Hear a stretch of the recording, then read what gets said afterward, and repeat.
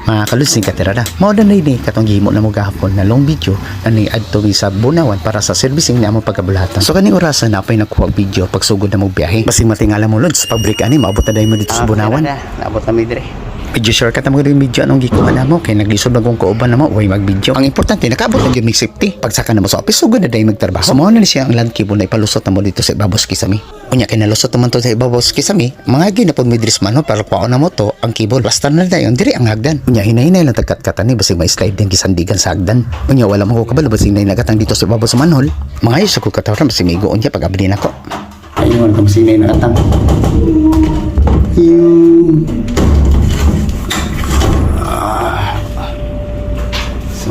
Siya. Tanaw ko rin.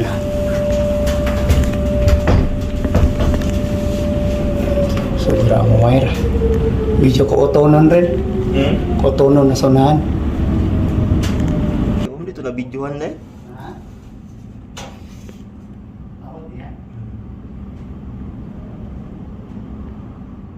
Video layo-layo dyan. Ang sokit tono kay nagtapok na dyan sa tunga.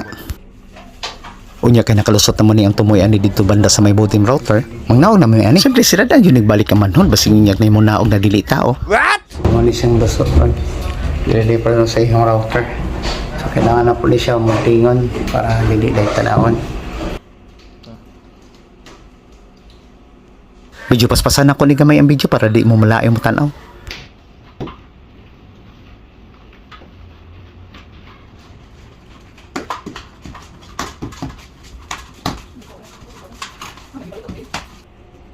So naman lang na to ang video kay hapit ang maman. Unya itaod na din ako ning tumoy sa iyang passcode sa iyang PC sa iyang computer. Unya ang usa ka tumoy sa passcode dito na pud sa modem router itaod. Unya na naman ni diri pag online na like lang ani. So goods naman ni manguli na meron.